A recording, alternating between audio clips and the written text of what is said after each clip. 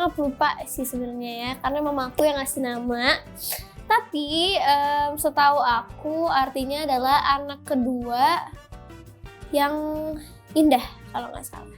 Karena Sundari itu diambil dari nama gunung yang kembar gitu.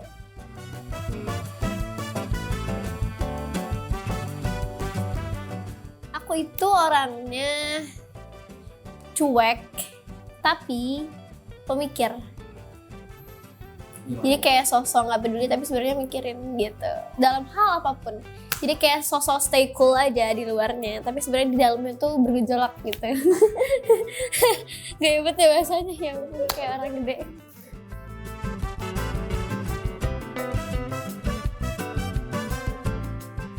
Sekolah sama JKT48 sama kegiatan di film itu semua beruntungnya aku punya manajemen yang selalu prepare dari jauh-jauh hari kalau untuk jadwal. Jadi kayak semuanya itu selalu udah tertata bulan ini gimana, jadwalnya apa aja. 1 bulan full tuh udah ada dari tanggal 1 sampai tanggal 30 tuh udah ada apa, ngapain. Paling kalau ada tambahan apa gitu. Jadi paling liburnya sebulan 2 hari gitu. Sekolahnya pun aku homeschooling kan. Aku homeschooling jadi masuk sekolah. Kalau bisa masuk sekolah ke sekolah, kalau nggak bisa materinya dikirim lewat email.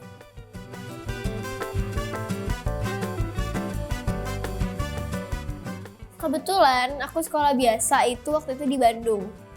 Sedangkan kegiatanku semuanya di Jakarta. Jadi dulu awal-awal masuk JKT48 jadwalnya masih padat-padatnya dan aku harus bisa tetap sekolah biasa karena sekolah tetap jalan, lagi mau ujian lagi waktu itu awal masuk JKT. Jadi aku latihan JKT48 kan kebanyakan dari sore setelah pulang sekolah sampai malam. Karena aku anak baru waktu itu kan, jadi masih harus belajar dan saya biar enak dilihatnya. Jadi latihan dance terus sampai malam, pulang. Dulu tuh dari Jakarta ke Bandung, Bandung ke Jakarta tuh kayak jauh banget karena macet banget dulu tuh. Zaman-zaman yang macet akhirnya nyampe Bandung misalnya jam 4 subuh nih. Aku tidur 1 jam, 2 jam langsung sekolah lagi. Pulang sekolah jam 2:30, kalau ada pemantapan 3:30. Terus langsung ke Jakarta lagi, latihan lagi, gitu terus setiap hari. Jadi pulang sekolah ke Jakarta, dari pulang latihan tidur sejam 2 jam langsung sekolah lagi gitu. Gitu aja pola hidup aku selama hampir 1 tahun. Kurang 1 tahun karena lama-lama kita nyerah juga kan. Kayak karena kita udah di bulan-bulan terakhir sebelum memutuskan untuk pindah di Jakarta, sempet kecapean, jadi kayak dikit-dikit ke hotel, terus paginya baru pulang sekolah bentar, gitu aja lama-lama boros kan, kayak oh my god, ternyata seberat ini akhirnya memutuskan untuk nyari tempat tinggal di Jakarta, dan akhirnya sekarang di Jakarta.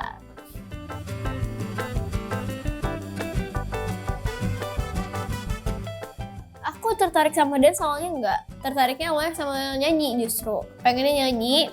Karena ngelihat ada beberapa di keluarga aku yang nyanyi juga kan, jadi kayak kayaknya keren ya kalau nyanyi, pengen nyanyi, ikut les nyanyi. Sampai akhirnya dapet JKT48 ke Jakarta, mulai latihan dance dari yang nggak bisa apa-apa sampai sekarang alhamdulillah udah bisa dance dan sekarang lebih tertarik ke dance. Gitu. 2016 aku mulai dance.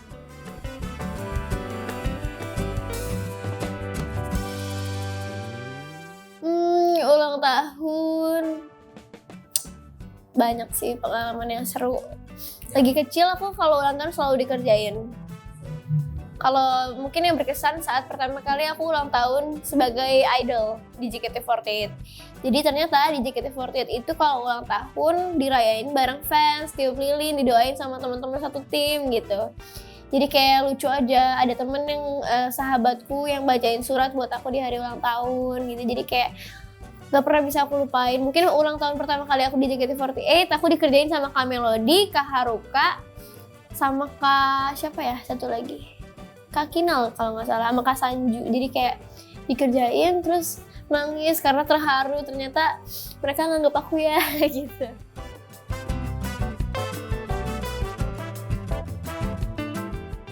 Aku holiday, kebetulan setelah masuk di JKT48 aku belum pernah liburan lagi ya. Karena nanti deh gitu, kayak setiap mau liburan nanti deh. Dan kebetulan JKT48 juga jadwalnya cukup padat. Cuman kalau aku sih enjoy aja, kadang juga aku nganggep kerja itu sebagai liburan karena aku suka ngelakuinnya.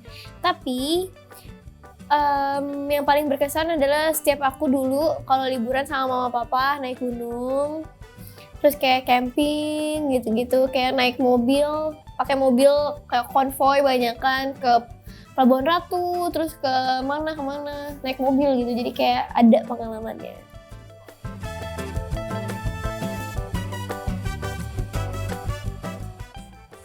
Pernah kakakku. Tunggu, supaya aku sama Kila itu kadang-kadang kalau lagi akur ya, kan biasanya kita tuh kayak saling gengsi gitu. Sebenarnya dia yang gengsi, aku sih nggak pernah gengsi ya.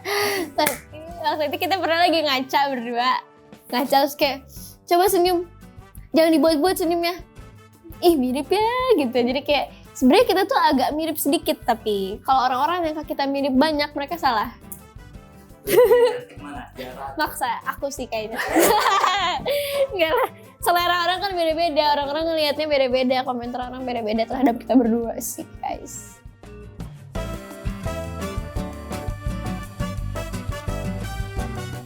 Nah, awal aku suka K-pop, tanggal lagi hampir inget kayak tanggalnya. Aku suka itu mulai 2016 karena Big Bang. Kenapa Big Bang? Karena kakakku suka Big Bang waktu itu. Dan awalnya karena aku sebagai member JKT48 tuh bingung, gimana sih caranya jadi idol, ada referensi nggak ya? Terus kakak aku suka K-pop, aku kayak mereka kan idol, karena gimana sih cara bawain ekspresi di atas panggung, kayak lagunya kalau gini gimana. Cuman anehnya aku liatnya ke boy band kan, bukan girl band. Aku lebih ternyata mereka itu bisa sebagai mood booster juga kok. Kalau kita lagi sedih, idola tuh bisa jadi mood booster banget, bener-bener ngaruh banget. Mau lagi semarah apa, sesedih apa, kalau ada mereka lewat di timeline tuh pasti happy, biarpun sebentar gitu. Jadi kayak mereka tuh mood booster dan sebagai inspirasi juga kalau bagiku.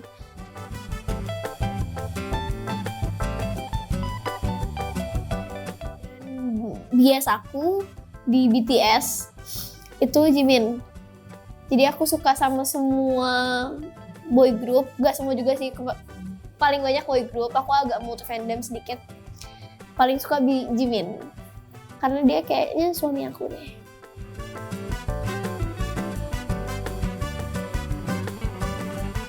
Kenapa ya? Aku juga sebenarnya nggak tahu ya. Kalau aku jawab nggak salah kan takut gimana ya. Karena kalau aku sendiri menyebut dia sebagai suami aku, karena bukan halu ya Pak.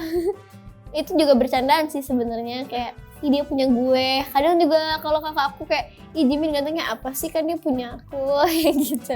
Nggak tahu kenapa aku juga, mungkin karena udah sesuka itu, karena mereka tuh ada aja yang bikin kita bisa suka sama mereka, makin suka tuh ada aja.